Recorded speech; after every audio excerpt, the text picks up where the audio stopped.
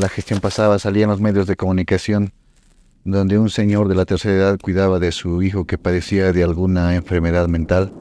Lo tenía en cadenas, si no me equivoco, era en La Paz. Y la verdad, no había alguna organización, y si lo hay, me desconozco, que salga a la defensa. No me tengo que preocupar de su futuro económico. Algunas veces deshumanizamos, ¿no?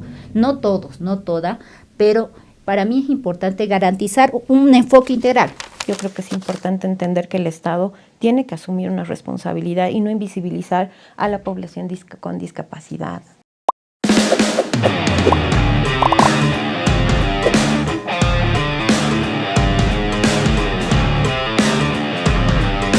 Bienvenidas y bienvenidos en esta noche de domingo a Contextatarias, el junte de las Gregorias.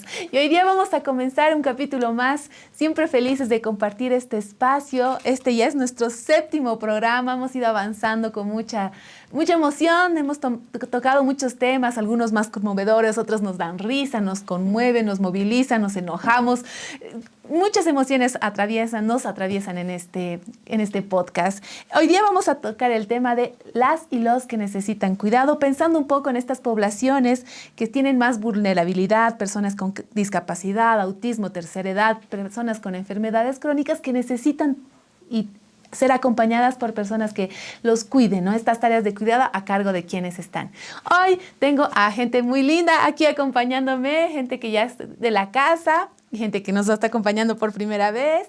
Entonces voy a dar la bienvenida a Silvia Tamayo, responsable de Derechos Sexuales y Derechos Reproductivos. Bienvenida, una alegría tenerte aquí de nuevo. Muchas gracias y bueno, un espacio interesante en el cual vamos a abordar.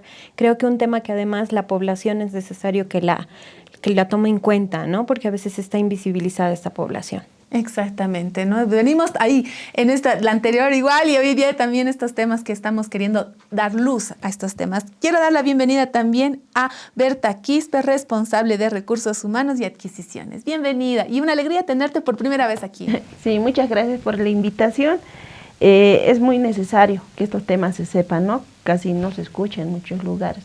Muchas gracias por la invitación. No. Y tenemos aquí ya en de la casa, Eber Flores, responsable legal. Bienvenido. Alejandra, ¿cómo estás? Buenas noches. Es realmente para mí un gusto el día de hoy de estar acá presentes y pues tocar ese tema que creo que es importante tratar.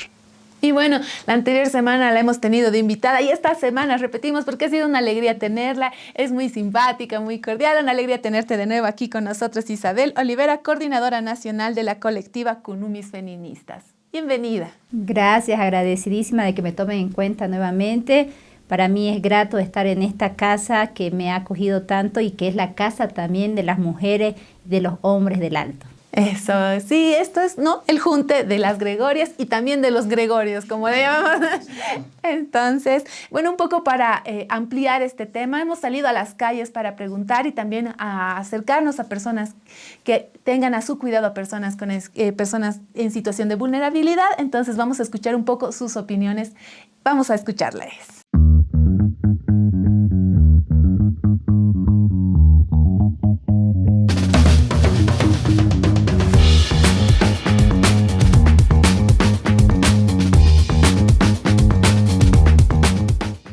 Sí, tengo 2 personas. Sí. ¿Sí? Las que se pueda, a veces son 4 horas al día. Casi todo el tiempo. Prácticamente todo el tiempo, porque siempre necesita ayuda. Asistencia más que todo para movilizarse. Alimentación, cuidados más que todo con el ejercicios y todas esas cosas.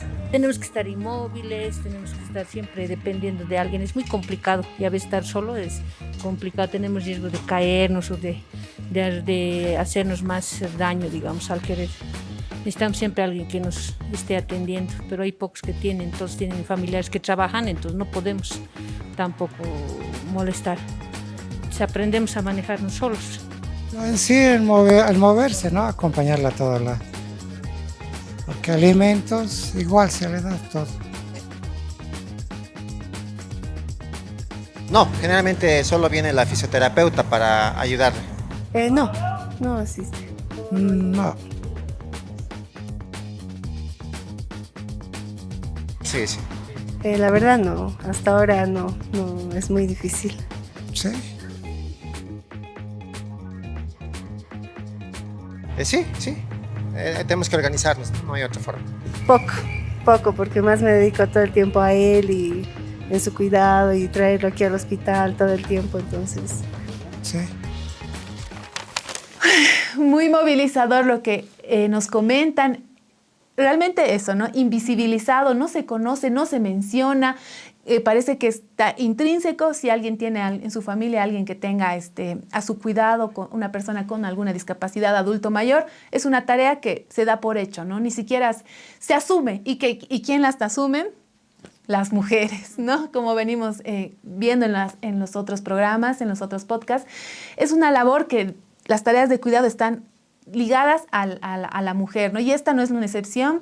Si comentaron o no, si ustedes han tenido algún familiar, por ejemplo, en mi hogar, en mi casa, los adultos mayores, yo recuerdo que mi abuelo ha vivido toda su vida en Oruro y ya cuando envejeció le dio una enfermedad, él le dio cáncer. Y claro, mi mamá y su hermana dijeron, no, ahora es hora de traerlo a la casa. Toda su vida ha vivido con su hermano, digamos, con mi tío. Y cuando ha llegado un momento así, una situación, han dicho, no, los traemos a La Paz y nosotros nos encargamos de cuidarlo. Y al revés, cuando era de mi abuela, de parte de mi papá, igual envejeció, tuvo una enfermedad, se empezó y sus hermanas de mi papá toda su vida ya ha vivido conmigo y mi papá, digamos, ¿no? Y bueno, y entre hermanos, pero en ese momento las hermanas se han puesto de acuerdo y han dicho, no, nos llevamos a la mamá para nosotras cuidarlo. No es como que no es que lo piensen, ¿no? Sino es como que asumen que porque son las mujeres en la familia, este momento de cuidado tan duro, lo tienen que asumir ellas, ¿no? Y en realidad yo creo que mi familia, y en el caso de mi abuela con mi papá, podríamos haber, como con mi abuelo, digamos, cuando lo trajo a mi abuelo, podríamos haber sostenido este cuidado entre la familia, y también creo que mi tío en Oruro también podría tranquilamente haber sostenido el cuidado de mis abuelos, ¿no? Entonces, pero no sé, hay algo que está ahí, que no se dice, pero que incluso sin pensarlo mucho las mujeres asumen, ¿no? Como, no, tengo que cuidar a mis familiares. No sé ustedes si han visto o han tenido alguna experiencia parecida, Silvia.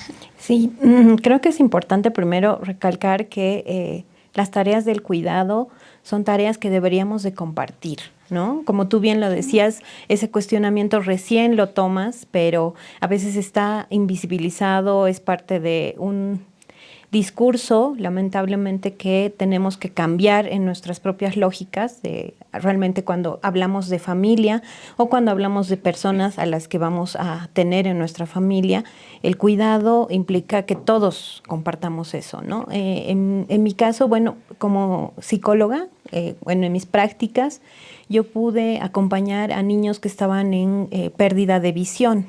Y lamentablemente en el colegio, que era un colegio obviamente regular, había una preocupación que obviamente era válida de parte de los profesores en cuanto a no poder asumir, digamos, un rol de darles una educación diferenciada, que de alguna manera implica, sí, obviamente un poco más de tiempo, implica ciertos elementos incluso de que el niño esté más adelante, ¿no?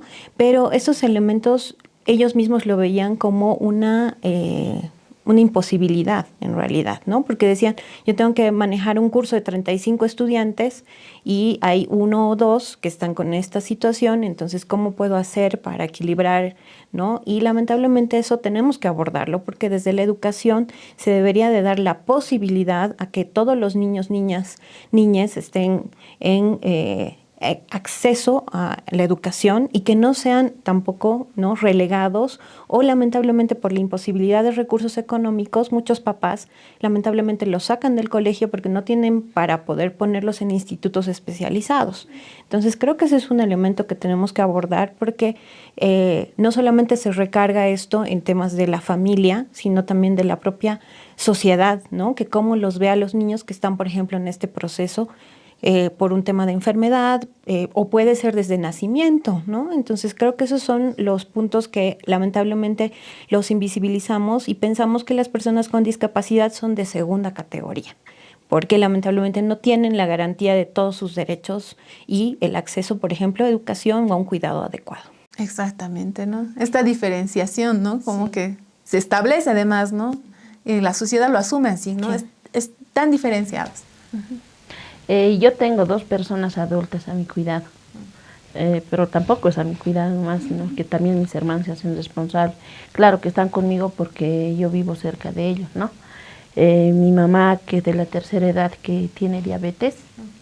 Mi papá, que igual es de la tercera edad, que tiene presión alta, ¿no? Y que recién ha sido operado, ¿no? Casi normalmente yo he estado a su lado y mi hermano también, pero mayormente estamos yo y mis hijos, ¿no? Mi hijo y mi hija estamos, ¿no? Ahí haciéndonos cargo. O sea, yo nunca había pensado de que, o sea, por ser mujer lo voy a asumir ese cargo, sino es que yo me puse la mano al pecho en estar consciente. Cuando una persona ya es mayor, está volviendo, está retrocediendo a ser niño. Y yo dije, como ellos a mí me han cuidado, yo también debo retribuir, ¿no? O sea, hacer lo que ellos han hecho conmigo, cuidarme, ¿no? Retribuir de alguna manera, conjuntamente con mis hijos. Claro que te toma un poco más de tiempo, ¿no? Hay veces en que papá y mamá, o sea, los dos están peleando, no sabes si vas a estar al lado de mamá o de papá, o sea, sí papi, tienes razón, a mi mamá, sí mami, tienes razón. Es que llegan a una edad donde ya parecen niños, ¿no?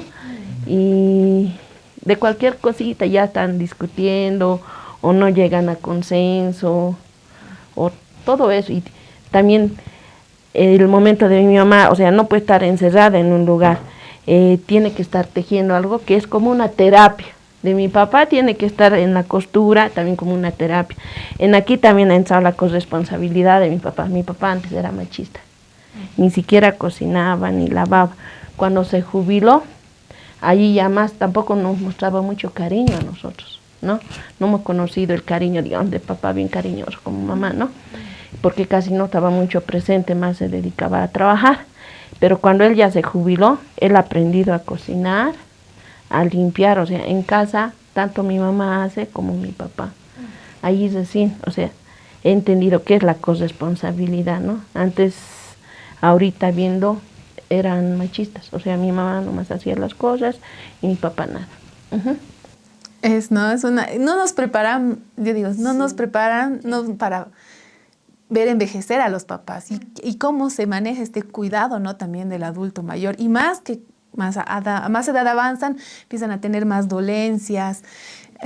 No estamos preparados como sociedad para contener a nuestros adultos mayores, ¿no? Y mucho menos, y eso que es en una etapa de su vida, ¿no? Hay personas que tienen a su cuidado toda su vida a una persona, no tienen con discapacidad, entonces, o autismo, ¿no? Entonces requieren dedicarle su vida y no está la sociedad preparada para contener tampoco a esas mamás que están conteniendo, ¿no? A sus hijos porque no es una cosa pasajera, no es que ya me enfermé de resfrío y la próxima semana ya, ¿no?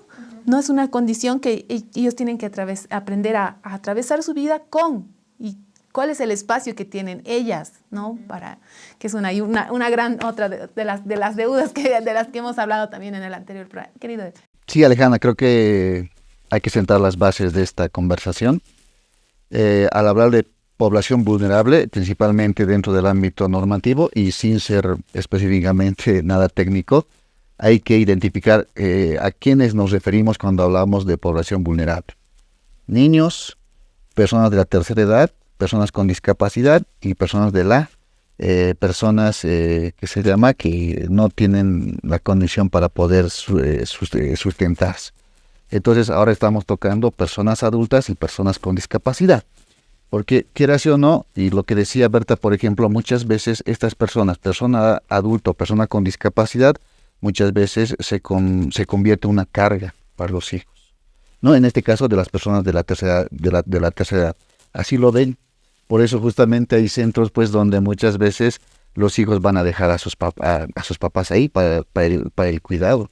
Ayer justamente yo veía, por ejemplo, cómo a veces hablar de nuestros papás nos toca el corazón, ¿no? Yo veía ayer justamente en redes sociales un TikTok donde una abuelita le hablaba, creo que a la taxista, y le decía, no me dejes, no me lleves a un centro. ¿Por qué? Porque yo te voy a pagar el doble, no voy a hacer renegar a mi papá, a mis hijos, decía, ¿no?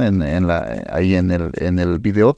Creo que muchas veces pasa eso en la realidad, de que papás que tienen a hijos que tengan cierta discapacidad lo ven como una carga, o los hijos ya lo ven también como una carga cuando ya su papá llega a esa edad, más de los 65 años, ya de tal vez 70 años, ya lo ven como una carga, y pues muchas veces esta carga simplemente se delega, como ya decían, a la hija, ¿no? Y yo desde mi realidad, por ejemplo, yo te puedo decir, mi papá sí es de la tercera edad, gracias a Dios está bien, es estable, está bien de salud, ¿no? Pero yo veía, por ejemplo, en mi cuñado, ¿qué es lo que se decía? Se decía de que, mira, tú le vas a cuidar al papá o a la mamá, pero tú te vas a quedar con la herencia más o menos. O sea, ya lo veían como el lado patrimonial. O a la inversa, ¿no? De que una hija nomás que le cuida a los papás y cuando llegue a fallecer, dice, no ve, como yo le he cuidado a los papás, yo nomás tengo que quedarme con la herencia. Y el que no lo ha cuidado, entonces a ese no le corresponde nada. Más o menos a veces se dice este tipo de criterios, pero están mal, ¿no? Que en el fondo lo que dice Berta, que todos tendríamos que ser responsables del cuidado. Si nuestro hijo o nuestra hija tiene alguna discapacidad, llevarle a centros especializados para que le apoye. Y evidentemente desde el Estado se garantiza eso, ¿no? De que se puede dar esta educación especializada, pero en la práctica nunca se pone eso, ¿no? En la práctica eso. Entonces, cuando ya son personas de la tercera edad, de la misma manera, creo que los hijos tenemos que ser responsables con el cuidado de nuestros padres, porque en algún momento ellos también nos han brindado todo su apoyo, ¿no? Y eso también ya va con el tema de la reflexión moral, ¿no? No, sí, el Estado, como decíamos, ¿no? En el papel, que sí, el municipio, poner centros, y también estos centros que pueden o no haber en muy poca medida, pero si realmente sirven, es una pregunta que ahí también en el sondeo se ha tocado, ¿no? ¿Realmente se puede acceder a un centro que sea de calidad, que sea realmente, que tenga el espacio, las herramientas, la infraestructura, el personal con para validez? Exacto, ¿no? Porque hay centros privados, pero no se sabe, ¿no? Bueno, en el marco de todo lo que planteaban, ¿no? Yo iba haciendo apunte. Creo que hay que dividir las poblaciones, como decía aquí nuestro compañero. Efectivamente está la población adulta mayor que requiere un cuidado también especializado en cierta medida, porque si tu padre, tu madre tiene una enfermedad de base y no sabes ni poner una jeringa, pues requiere también, ¿no? Por lo menos que aprendas vos, que contraté, si tenés las posibilidades económicas, ¿no? Y muchas veces no tenemos, entonces una misma aprende. Eso por un lado, el adulto mayor requiere un cuidado, una atención de salud, de paciencia, de humanización. En el caso, por ejemplo, de personas con discapacidad, ahí las poblaciones están divididas no solo generacionalmente, sino que también hay que tener una mirada integral, ¿no? En el caso de primera infancia, niñas, niños, por ejemplo, está el tema de, además de salud, cuidado, atención especializada, ¿no? Tiene que haber también una humanización de este niño, esta niña, que muchas veces hablamos por ellos, ellas, ¿no? Y ahí hay un adultocentrismo de por medio. El creer que no sabe lo que quiere porque tiene una discapacidad, yo le voy a decir que quiere, ¿no? Deshumanizar a la persona totalmente, ¿no?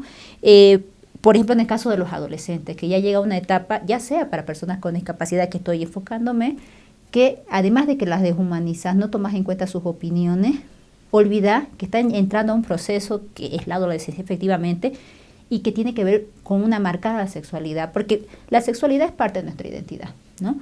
Y el hecho de que sea una persona con discapacidad no la hace ajena a su sexualidad, a descubrirse, a los placeres, al amor, ¿no? Y ahí totalmente invisibilizamos.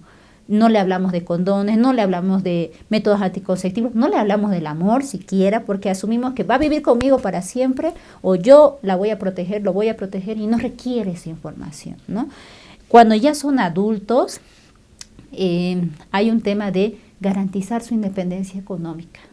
Son adultos y lo primero que pensamos es cómo mi hijo o hija, mi hermano, mi hermana, mi madre, mi padre, va a tener una independencia económica. Mañana yo voy a morir, si yo cuido a mi hermano, a mi papá, voy a morir, ¿y de qué va a sobrevivir? ¿Cuál va a ser su carrera, su profesión, ¿no? Ese es otro tema, por ejemplo, que también está relacionado a todo lo que dije anteriormente, que lo quiero tocar también con el tema de los privilegios. Si esta persona no tuvo una atención especializada, porque su papá, su mamá no pudo pagarlo, porque hay que ir a preguntar cuánto cuesta afuera en un privado. Yo tengo casos de familiares que al mes, solo para el tema de educación, nos cobraba 1.500 bolivianos, solo para el tema de educación. Y eso era en las tardes. Para el tema de salud era parte, ¿no? Porque requiere unos cuidados de salud específicos. Entonces ahí nos las batíamos con el tema del sistema de salud público, ¿no? Pero sí o sí 1.500 bolivianos tenía que generarse en la casa para el tema de educación. Y ahora que va entrando, por ejemplo, el tema de si un padre o una madre no tienen las condiciones económicas, o si esta familia no está compuesta por un papá y una mamá, porque asumimos que además son una familia, ¿no?, nuclear. ¿Qué pasa si solo está compuesta por la mamá o por la abuelita? Pero también, perdón, eso también tiene que ver con el tipo de discapacidad, ¿no? O sea, ese es intelectual porque puede ser visual, auditivo, puede ser psicomotricidad, o sea... Claro, pero eso no está exento de deshumanizar a las personas con discapacidad, y asumir que mientras yo lo cuide o no le falte esto, no me tengo que preocupar de su futuro económico. Algunas veces deshumanizamos, ¿no? No todos, no todas, pero para mí es importante garantizar un enfoque integral. Salud, educación, garantizarle mañana una independencia económica. Todo ello requiere de alguna manera presupuesto, más allá de la discapacidad que tenga. Entonces, ¿cómo garantizamos eso cuando además la situación recae sobre el hombro de las mujeres? Ya sea madre, ya sea que sea una familia compuesta por papá y mamá, recae sobre la mamá. Si no hay mamá, supongamos que es abuelita, recae sobre la madre. Si la mamá está, recae sobre las hermanas porque la mamá sale a trabajar todo el día. Recae sobre las mujeres. Nuevamente, ¿sí? Y ahí, por ejemplo, creo que es importante entender que la población que nos está escuchando, es bueno que reflexionemos sobre esto y saber que podemos cambiarlo. O sea, que no es una cosa establecida por la naturaleza, ¿no? Además, contemplar ese tema de que por género, ¿no? O sea, las mujercitas tienen más calidad, cariño, seguramente, pero en realidad esto nos toca a todos y a todas. Le toca al Estado, le toca a la comunidad en su conjunto. Por eso yo en otro programa hablaba sobre volver a lo comunitario, o sea, entender que una persona con discapacidad que vive en mi zona debería de ser atendida además desde esas necesidades. Si desde la junta vecinal vamos a pedir asfalto, pidamos rampas también, porque sabemos que hay una persona que tiene silla de ruedas o justamente la guía para las personas con incapacidad o discapacidad visual, ¿no? O sea, esos elementos son centrales para saber que estamos en comunidad. Y ya en la familia, entender que no las mujeres son las responsables de los cuidados de toda la familia, ¿no? Porque además nuevamente caemos en esa visión que también lo mencionaba Bertita, de pensar que lamentablemente las mujeres son las que tienen que lavar la ropa, atender si hay alguna persona que esté enferma, ¿no? Y, por ejemplo, que decías, el resfriado. O sea, ¿quién atiende a la persona que se resfría? Si caemos en esa lógica, obviamente vamos a entender que si hay una persona con discapacidad o es un adulto mayor o adulta mayor, también es la mamá, también es la hermana, y nuevamente ahí, por ejemplo, les quitamos la posibilidad de estudiar o de ser políticamente representativas porque tienen que estar haciéndose cargo del cuidado. Entonces, restringimos a las mujeres nuevamente ese empoderamiento que queremos darles, pero es de palabra. Tenemos que hacer acciones y desde ahí están las políticas públicas. Como decía Ever, yo creo que es importante entender que el Estado tiene que asumir una responsabilidad y no invisibilizar a la población con discapacidad, ¿no? Para atenderla realmente y garantizar sus derechos. Y también en los espacios, ¿no? Porque muchas veces hay una idea en la población de que si un niño tiene alguna discapacidad es como ya lo ven como algo extraño en el aula, ¿no? Porque había, por ejemplo, en los colegios donde cuando había un niño que tenía, qué sé yo, algún síndrome de Down, por ejemplo, de que ya, no sé, en el imaginario de la población es como que es algo contagioso, es como una enfermedad y muchas veces la tratan de restringirlo, ¿no? Y eso también creo que también hay que cambiar eso en la mentalidad de la población, de que no simplemente es un niño o una niña que requiere el apoyo necesario y qué mejor, como tú decías, hacerlo en comunidad, tal vez con el apoyo de los padres de familia.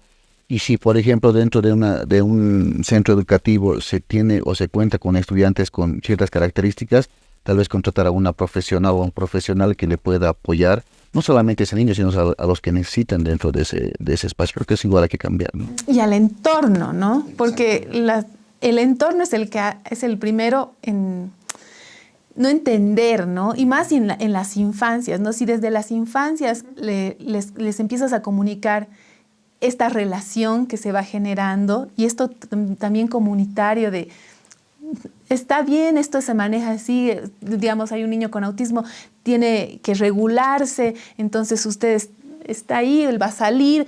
Tan sencillo como que, hoy no, hoy como, ¿qué le está pasando? ¿No? Cosas que el niño no entiende, pero que al explicar, al comunicar es muy sencillo. Y estos niños cuando crezcan van a velar porque esto sea más son horizontal. parte de la Ajá. comunidad. Que somos, ¿no? Que somos juntos, ¿no? Pero eso requiere visibilizarlo, Claro. ¿no? Decirle por su nombre. Cuando hay un diagnóstico de autismo, lo primero que hacemos es ocultarlo.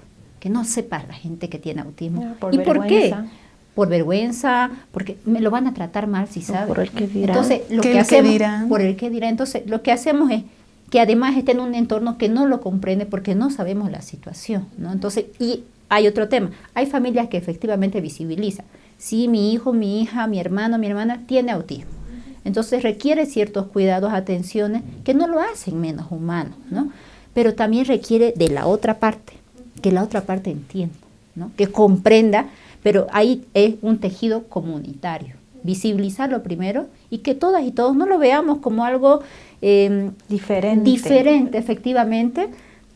Trabajarlo juntas y juntas de la mano la corresponsabilidad tanto en el hogar como en el Estado, como en el colegio, ¿no? Porque el Estado no es los gobiernos, el Estado también está en el colegio, está en los centros de salud. Cuando vamos a los centros de salud, qué deshumanizante para mí, entrar, por ejemplo, al sistema de salud es casi desafiante, porque hay una total deshumanización de la persona que quiere ser atendida. Y cuando tiene autismo, por ejemplo, hay que tener ciertas atenciones, como el tema de que les molesta el ruido, ¿no? O las luces, y muchas veces los espacios no son cómodos, no son accesibles para las personas con discapacidad, no hay rampas, algo tan básico, ¿no? Entonces creo que esto tiene que partir de la familia, efectivamente, de que no le fallemos desde la familia, desde mi barrio que a veces es ajeno, porque algunas veces vivimos en un lugar donde ni siquiera conozco a mi vecino.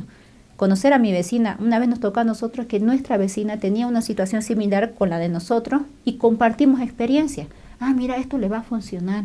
Anda a este centro de salud público, te van a atender, o este privado cobra menos que otros lados, o toma estas cosas que a mí me sirvieron en su momento y te van a servir a vos.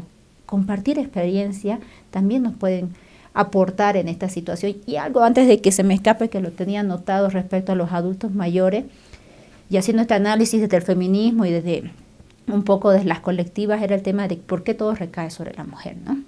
Que decíamos que se puede cuestionar esto efectivamente, pero todavía es una deuda en el sentido de que hay familias que están compuestas solo por hijos varones. Asumamos que un adulto mayor llega a su edad de adulto mayor y requiere cuidado, como todas y todos vamos a llegar a tenerlo, y todos son varones.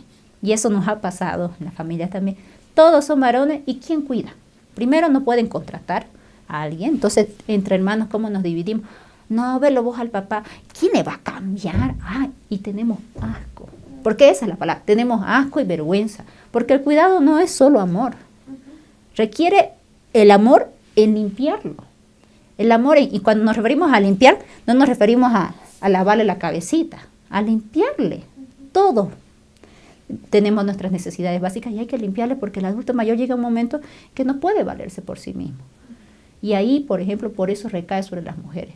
He visto familias que no tienen posibilidades económicas, pero aún así le dicen a la esposa, digamos, en este caso, sí, a la esposa de la o la nuera, o la yerna, y recae sobre ella, ¿no? Vos anda, y no es que esté mal o esté bien, pero ¿por qué como hijo varón no lo asumo? Y en todo caso, mi pareja que me apoye, ¿no? Como pareja mujer, voy a apoyarle a mi pareja y decirle, yo te voy a apoyar lavándole, tal vez tu papá tiene vergüenza de que yo le vea porque soy ajeno, pero te voy a apoyar. Pero ahí también tenemos que replantearnos no solo nuevas masculinidades, sino un poco de humanización con la persona a la que estoy atendiendo, cuidando, amando, protegiendo. Sí, en mi caso tal vez he entendido mal. No es que las mujeres nomás nos hacemos cargo. En el caso, mi hermano viene, igual se hace cargo, claro, pero la que está cerca de mi papá no es por obligación o que me obliguen. Yo vivo allí, ¿no? Sí, vivo. Y también esto de la corresponsabilidad de hogar debería de... inculcarse, porque todo lo que yo estoy haciendo lo estoy inculcando con mis hijos, ¿no? Ahora, mi hermano estuviese, igual lo haría mi hermano, porque todos, desde mi hijita menor y mis hermanos, hemos aprendido a inyectar, porque mi mamá está con inyección. Y también hemos tenido en la familia mi hermano mayor que ya ha fallecido de cáncer, todos nos turnábamos a asearle, a limpiarle, a ponerle sus inyecciones hasta que falleció, todos. Tanto varón, mujer, mis hermanos hemos participado. En este caso de mis papás, una vez mi mamá se ha operado de la vesícula, igual mi hermano, yo estaba trabajando, mi hermano llegó de Cochabamba, se ha hecho cargo, él ha cocinado, le ha bañado a mi mamá. O sea, esto tiene que nacer desde hogar, porque el Estado no te lo va a inculcar. Igual, la atención a los adultos mayores o a las personas con capacidades diferentes, igual desde hogar eso se tiene que inculcar, ¿no? Porque en el trabajo no te va a decir tienes que tratar bien, pero si tu jefe no está, vas a tratarle como sea, como me pasó a mí en emergencia, la enfermera, la jefa de enfermera, nos trató de lo peor, pero cuando estaba la doctora, o sea, su trato ha sido diferente. Pues digo, desde hogar eso se debería de inculcar. Sí, Alejandra, yo creo que también tal vez para ir terminando y lo que dice la compañera, ¿no? Creo que desde hogar tiene que realizarse estos trabajos, ¿no? Porque, mira, yo he visto varones que sí cuidan a sus papás. No siempre es, o sea, no es el 100% que se deja a las mujeres o a la mujer. Hay hijos menores que son varones, pero a veces qué sé yo, el hijo mayor se ha ido al exterior, se ha ido por trabajo, pero manda de manera mensual tal vez remesas, ¿no? Y el hijo menor es el quien está cuidando a los papás. Evidentemente, muchas veces esto no es que, digamos, todos son varones y a la hermana mayor le van a dejar, digamos, al papá. Muchas veces, por ejemplo, en el caso de mi cuñado, por ejemplo, han hecho un plan de tiempos, de periodos que tiene que encargarse cada hermano sobre el cuidado de su papá, ¿no? Un mes estará con la hermana mayor, el otro mes con la segunda hermana y luego con la tercera hermana. Y creo que eso también funciona porque así, de alguna manera, no hay esto de que tú nomás le has cuidado, yo le he cuidado, tú no has hecho nada por el papá, porque al final de cuentas genera conflictos esto. Yo te digo de esto, aunque no crean, esto genera conflictos dentro del ámbito jurídico. Lo que tiene que hacerse es la sucesión hereditaria y ahí pues entra el tema de lo que es el conflicto de este tipo de acciones que se deben de realizar a veces con los papás. Pero creo yo, sí hay que cambiar el tema de la mentalidad y creo que todo empieza desde el hogar, en la familia. Ahí se tiene que trabajar. Y quiero dejar aquí un poco en el aire antes de pasar a nuestra especialista. Sí, y el espacio afectivo, ¿no? ¿Cuánto es el desgaste que uno tiene, ya sea al cuidarlos, cuánto le ocupa de su tiempo? Y esta carga de tener que, no es una carga, ¿no? Al final no debería ser una carga, ¿no? Así se lo ve, ¿no? Pero sí afecta a las emociones. ¿A quién? ¿Y cuándo me cuido yo? ¿A quién le digo por lo que estoy pasando, ya sea de cuidar a mis hijos? ¿A quién? Y eso, ¿a quién lo comparto, no? Y es como, es demasiado, ¿no? Es demasiado. Bueno, pero hay muchas, sí, ¿no? Es como siempre, ¿no? Aquí traemos temas muy movilizantes, que nos vamos ahí, ¿no? Y está cerca, ¿no? Parece que es lejos, ¿no? Que yo no conozco a nadie, que no creo que sean muchos, yo nunca he visto, yo nunca he escuchado. No, están dentro de nuestras familias, siempre están dentro de nuestras familias y no somos capaces de verlos porque tenemos vergüenza. Bueno, quiero dar la bienvenida a nuestra querida invitada del día de hoy, a Fabiola. Por favor, aquí, a Fabiola Cha Acero. Ella es pedagoga, vicepresidenta de Aliña, Derechos Humanos e Inclusión. Le vamos a dar la bienvenida, por favor, que nos aclare. Ella, en primera persona nos va a poder también contar su experiencia.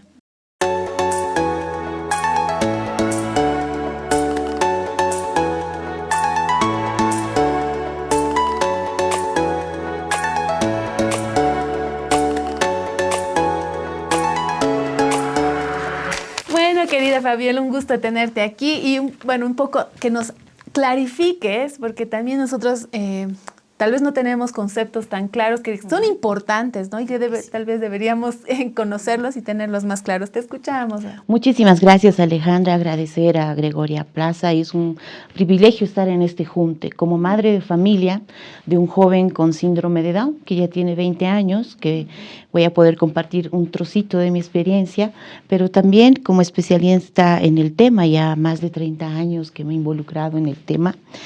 Es importante primero, recogiendo todas las ideas tan importantes de Silvia, Berta, Eber, Isabel, desde sus experiencias, me parece importante y fundamental un poco recoger desde las experiencias propias que el tema del cuidado de personas con discapacidad y adultos mayores, en primera instancia es un tema de todos, es un asunto de todos, ¿no? Decíamos.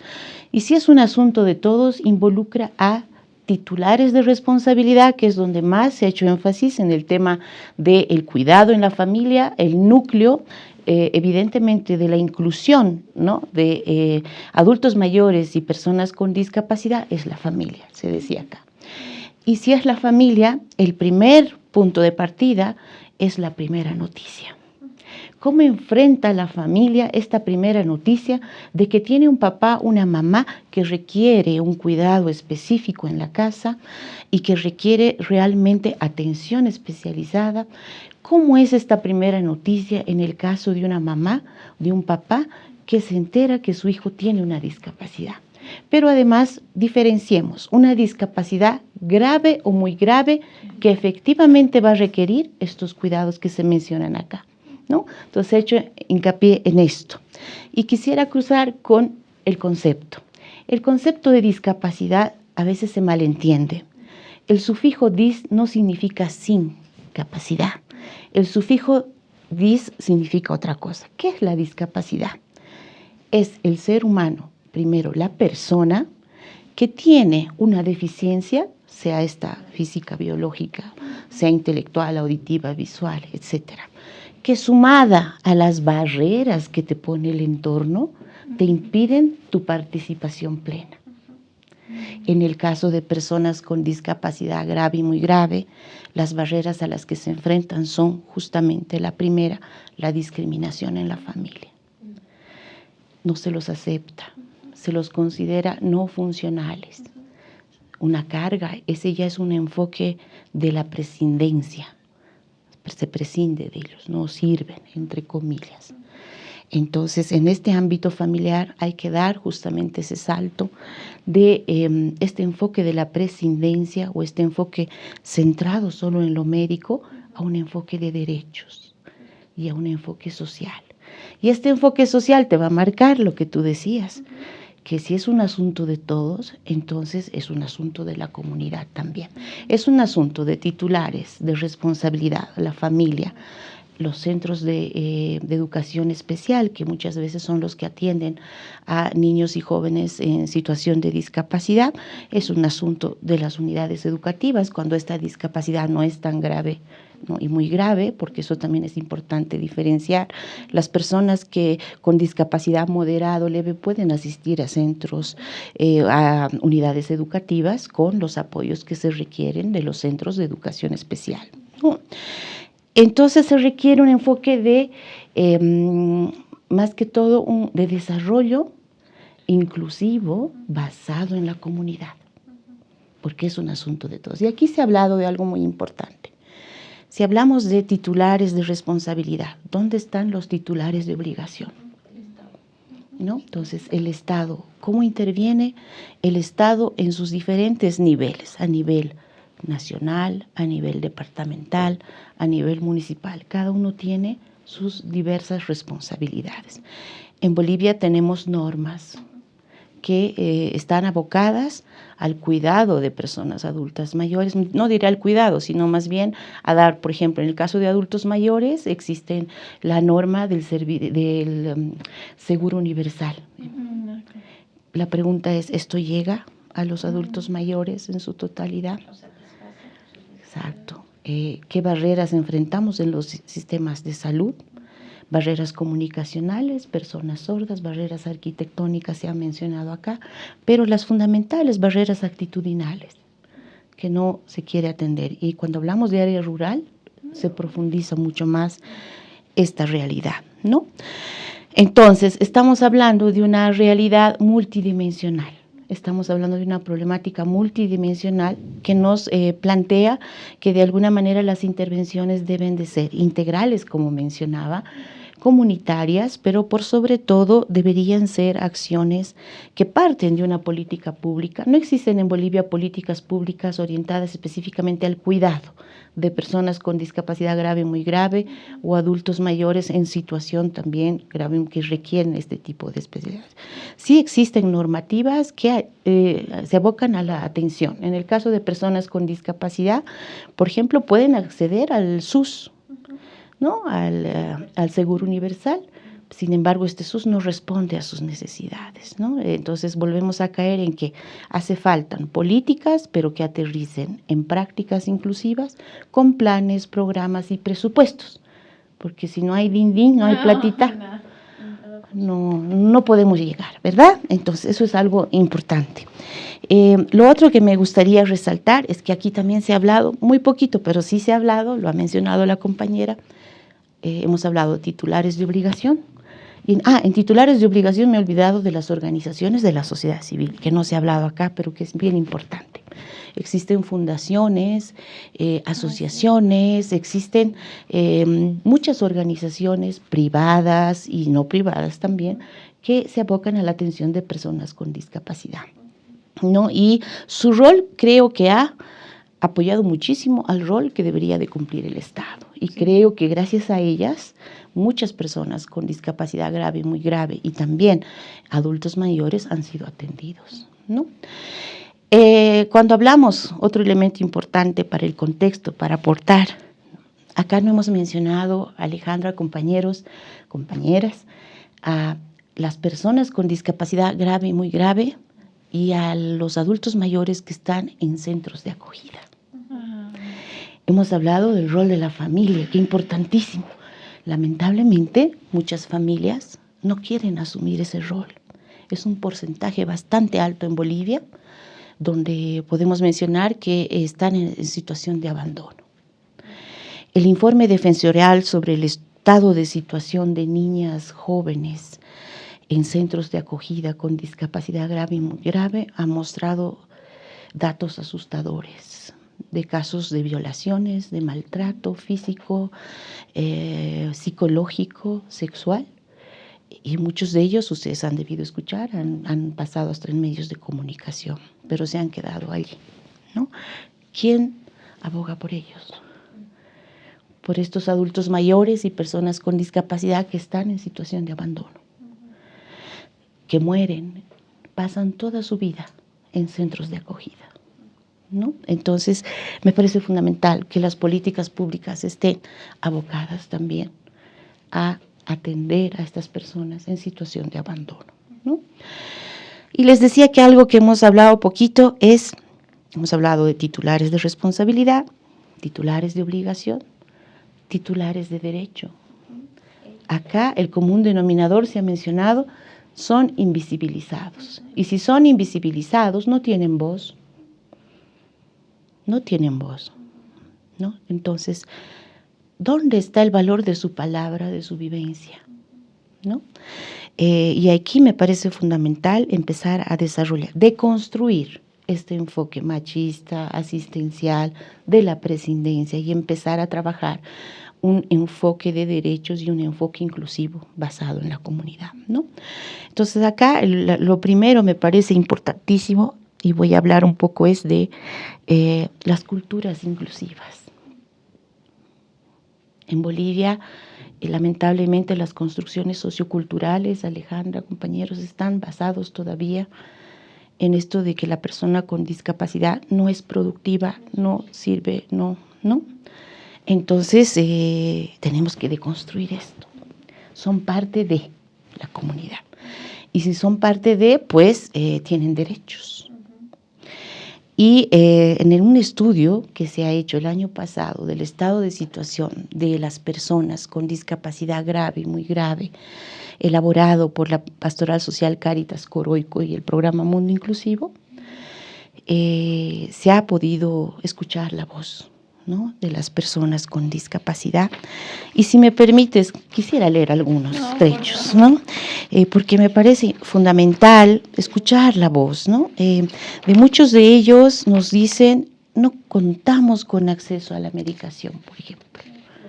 El SUS no cubre la especialidad que yo requiero. Déjame encontrar esa parte de los testimonios, pero el caso de a mí me ha interpelado mucho, el caso de una persona con discapacidad muy grave, discapacidad mental muy grave, que nos indica que la han internado en un centro, voy a resumir porque no estoy encontrando, y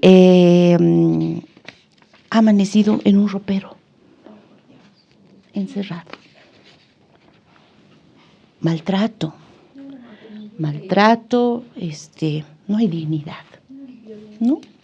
Mucha violencia sexual, física, ¿no? Y bueno, en el área rural también, justo creo que esa hojita no la he impreso, pero bueno,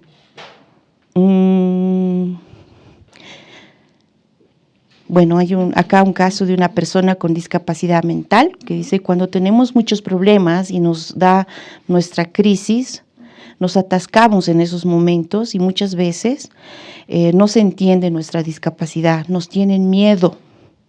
Esas son las construcciones, nos tienen miedo. No nos dan un voto de cariño, no nos dan la oportunidad de expresarnos. Necesitamos apoyo de nuestras familias, nos rechazan, se alejan y la sociedad nos discrimina. Locos nos dicen, ¿no? Y así, hay muchos testimonios que yo luego te podría ir dando de personas del área rural y urbana, de cómo se sienten. Entonces, si no empezamos a escuchar la voz de los titulares de derecho, muy poco podemos hacer, porque nosotros hablamos por ellos. Como organizaciones, hablamos, creemos, pero otra cosa es escucharlos. Y algo que han pedido mucho las personas con discapacidad grave y muy grave es la dignidad. En las familias también hay abusos. El cuidado básico de la higiene que ustedes han mencionado, ¿quién lo va a asumir? Les comento que me ha tocado hacer este estudio de personas con discapacidad grave y muy grave. Hemos hecho visitas en el área rural y urbana y solo les comento uno que me ha interpelado, ¿no? Llegamos a visitar a la persona, era una joven, abrimos la puerta de su cuarto, la mamá a mí me extrañó que me recibió afuera, o sea, no estaba en la casa. Entré con ella, abrió la puerta que estaba con llave del cuarto y la muchacha estaba inmovilizada en la cama, con la cara arañada, con las uñas largas, súper sin higiene, abandonada, me animo a decir que por más de una semana. Totalmente desnutrida, los dientes podridos. ¿Quién se ocupa de ellos? Alejandra, compañeros. Entonces, tiene que haber una estrategia integral a partir de una política pública, específicamente para personas con discapacidad grave y muy grave, adultos mayores en situación grave y muy grave, que puedan de alguna manera garantizar que en las familias también se está cumpliendo el derecho de una atención digna, de un cuidado digno, que no se está violando a esta niña en la casa. Ha habido casos de embarazos dentro de la familia, ¿no? Entonces, involucra a un accionar integral, comunitario, desde las familias, desde los servicios de salud, que no saben atender a estas poblaciones, que no hay medicación, no hay servicios especializados, ¿no? Y para cerrar, algunos datitos estadísticos. De octubre 2022 a octubre 2023, en Bolivia se han registrado en el seguro, o sea, en el sistema de registro único de personas con discapacidad que está asociado al bono, ¿no? Porque se les da un bono a las personas con discapacidad, son 104.033. de los cuales 44.365 son mujeres, 54.055 son hombres, ¿no?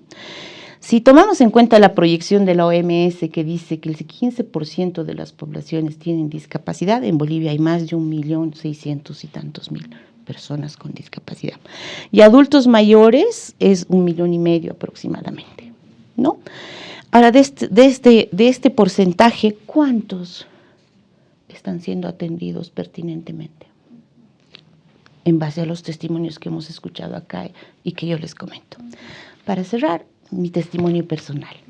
Mi hijo tiene síndrome de Down. Ha sido diagnosticado tardíamente, a los 4 meses. Además del síndrome de Down, ha sido desahuciado porque tenía 3 cardiopatías, 3 ductus en el corazón, una cardiopatía congénita e hipertensión pulmonar. Acá me dijeron, no hay más que hacer, directamente, ¿no? No nos conformamos con ese diagnóstico y gracias a Dios digo, mira, porque hay muchas familias que no tienen esa posibilidad, yo tengo familia en Brasil, viajé con mi hijo en brazos y con una mochila de oxígeno, con mi esposo, lo operaron. Y la doctora decía, ¿por qué en tu país son tan fatalistas? Esto operamos cada día. La dignidad de la vida, ¿dónde está? ¿No? Y las terapias, después de que ya, gracias a Dios, superó la prueba de vida, lo que decía la compañera, los chicos con síndrome de Down necesitan, por su hipotonía muscular, fisioterapia y fonoaudiología para estimular los músculos orofaciales y estimular los músculos de todo el cuerpo y toda la parte motora porque tienen retraso. En el caso de mi hijo necesitaba 3 sesiones de fisioterapia y 2 sesiones de fonoaudiología. Cada uno en Bolivia, en promedio, entre 80 y 120 bolivianos. ¿Cuánto se gasta?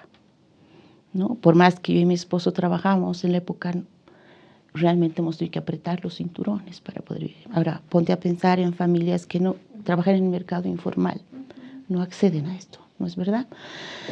Y bueno, con esta lección de vida, bueno, mi hijo ha abierto puertas, ¿no? Porque esta doctora que lo operó me dijo, mándame un niño boliviano cada mes, vamos a operarlo acá, gratis en el seguro. Y abrió la puerta para 38 niños que fueron operados, ¿no? Y salvaron también sus vidas, ¿no? Y hemos abierto hemos postulado a la Asociación Síndrome de Down y Wiña, que tenía aproximadamente 380 entre bebés, niños y jóvenes con un programa integral de atención. Y realmente, Alejandra y compañeros, desde la vivencia personal les digo, es tiempo de actuar, ¿no? Ya han pasado 20 años, mi hijo ha salido bachiller, él ha podido enfrentar todas las barreras a nivel educativo, a nivel de salud, las pruebas que se han presentado, pero nuestra intención de verdad y nuestra mirada es que todas las personas con discapacidad tengan este privilegio, entre comillas, más que privilegio diría yo, el derecho de tener una vida digna y acceder a servicios de salud, a servicios de educación y tener la posibilidad de también un trabajo digno, ¿no? Y cerrando, como me ves, me tratas, ¿no? Entonces, si tú me ves con un enfoque de lástima, de pena, no me vas a dejar crecer, no me vas a dar la atención necesaria, me vas a ver como un estorbo, como una carga. Pero si me ves con un enfoque de derechos y social, realmente me vas a dar la posibilidad de crecer, de tener oportunidades de acceso a nivel de salud, de educación. Y un futuro, futuro más esperanzador, ¿no? Realmente. Con eso termino, creo que me he emocionado, pero bueno. Nosotros. Muy atentas, gracias. Sí, gracias. Muchísimas gracias. Qué importante, además, aclarar, ¿no? Nos ha aclarado muchísimas cosas que ahí estaban, nosotras tal vez no sabemos cómo nombrarlo, desde dónde, estos niveles, y también, ¿no? Las responsabilidades de estos niveles, ¿no? Desde la familia, desde el Estado, entonces ahí nos queda como, y también este enfoque, ¿no? Desde la lástima, del paternalismo, desde ese enfoque uno puede empezar a buscar qué hacer, porque si no está, nublado, ¿no? Ay, no es por ahí. No, hay que ver también uno, preguntarse desde dónde está viendo, así está mirando. Así es, Alejandra, gracias. Silvia, querida. agradecerle realmente porque creo que a la comunidad en particular, obviamente a nosotras, pero a la comunidad que va a escuchar, darle estas luces, ¿no? De entender que la discapacidad no es una limitación, no es tampoco un desahucio, ¿no? No es una barrera que en realidad la ponemos nosotros como la otra sociedad. Lamentablemente qué mal ver a las personas como otras, sino como un conjunto. Y creo que esa es la reflexión, ¿no? Somos parte de, si hay personas con discapacidad, somos una sociedad con discapacidad y no hay que llamarle más bien de otra manera. Creo que es importante entender además esta lógica, ¿no?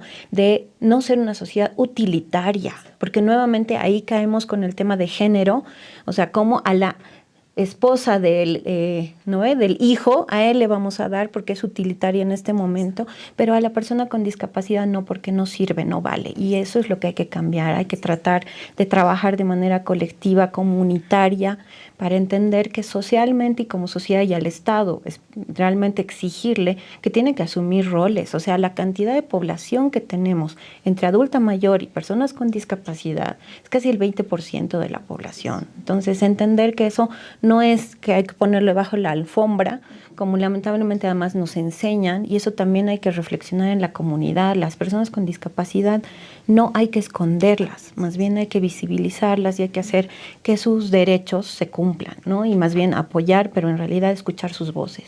Muchas gracias. Gracias. Sí, así es. Muchas gracias por contarnos su testimonio, ¿no?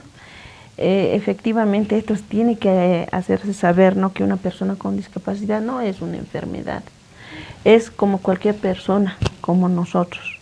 Y como había dicho, esto desde el hogar tiene que partir, dando esa educación. Todos somos iguales. Y gracias por visitar. Sí, yo recordaba, en la gestión pasada salían los medios de comunicación donde un señor de la tercera edad cuidaba de su hijo que padecía de alguna enfermedad mental. Lo tenía en cadenas, si no me equivoco, era en La Paz. No, Santa Cruz creo que era. En La Paz creo que era, ¿no? En La Paz por Pampajás y por ese lado. Y la verdad, no había alguna organización, y si lo hay, me desconozco, que salga a la defensa. Por ejemplo, cuando se ejerce violencia contra una mujer, diferentes organizaciones saltan y dicen, no, vamos a luchar por los derechos de esta mujer, toda esa cuestión. Pero cuando a esta persona se lo ha encontrado en esa condición, porque era una condición casi como de esclavitud, estaba así encadenado, y salía por ahí una voz, decía, recién estamos organizándonos para organizarnos para poder ir en defensa de estas personas que tienen discapacidad. ¿Por qué? Porque el Estado aún no da respuesta.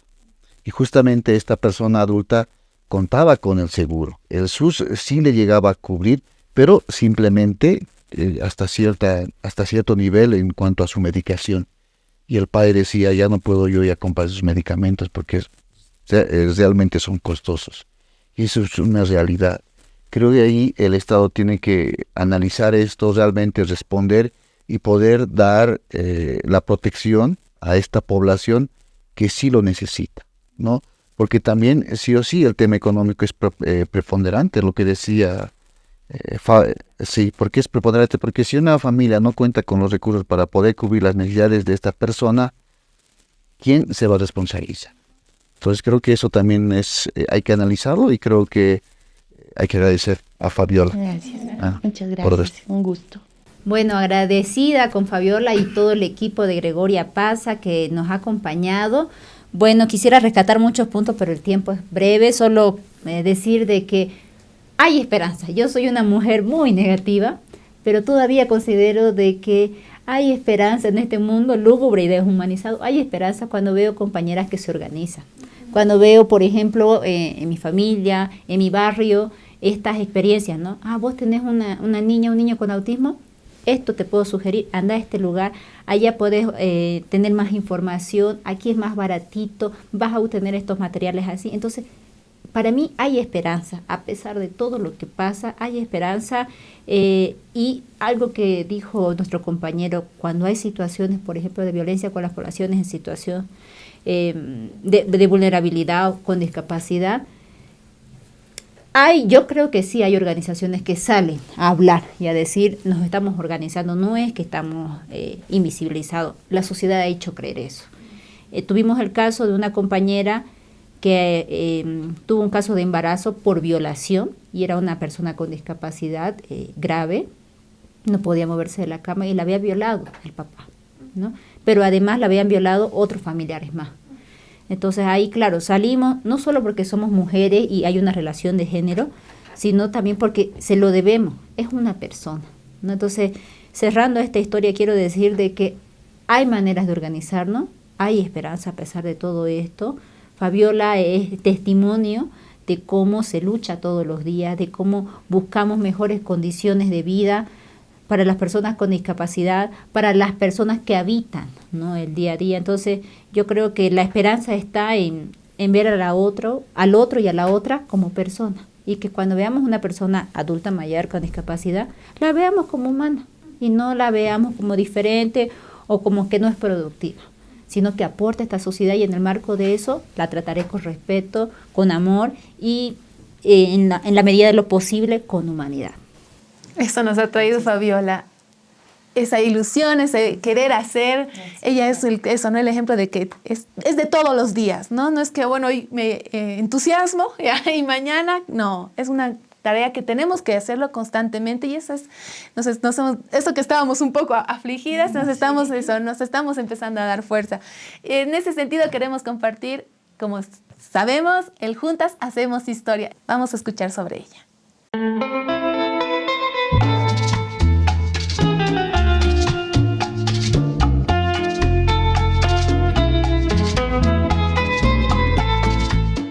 Me llamaban la madre de los soldados en la batalla del Alto de la Alianza, donde ofrecía mis servicios como enfermera. Cuando vi el uniforme del teniente de mi difunto esposo, supe que debía usarlo. Y con mucha valentía me trasladé a La Paz junto a los soldados de ese escuadrón para ser parte del batallón Colorados. Durante la batalla, atendimos a los heridos que llevaban desde diferentes frentes de guerra. Inspeccionamos las cocinas y junto a Vicenta Paredes y Andrea Rioja de Bilbao, fuimos las primeras en usar el uniforme de la Cruz Roja. Terminando la guerra, ascendí a coronela de sanidad. Actualmente, la Escuela Nacional de Enfermeras de La Paz lleva mi nombre por la lucha y valentía de las mujeres de ambulancia del Ejército y Cruz Roja Boliviana. Mi nombre es Ignacia Ceballos y tú también puedes hacer historia. Y bueno, ya para despedirnos, agradecer este junte, a mí me parece maravilloso. Cada semana me voy conmovida, movilizada, con muchas tareas, con muchísimas tareas, con muchas responsabilidades todavía pendientes. Y creo que eso es muy importante. Ya nosotras nos contagiamos, esperemos que allá en las casas también se estén contagiando.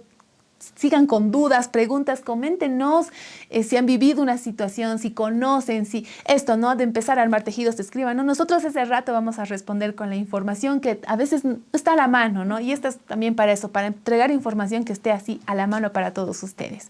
Muchas gracias por acompañarnos. Muchas gracias, querida Ale, y recordar que las personas con discapacidad también tienen derechos sexuales y derechos reproductivos. Como decía Isabel, en realidad eso lo tenemos que tener todos y todas, y es parte de esa integralidad y de la dignidad con la que debemos vivir todos y todas. Así que todas y todos somos iguales ante la ley. No se olviden vernos para realmente poder hablar sobre estos temas también en la casa. Querida Berta. Muchas gracias por la invitación también, ¿no?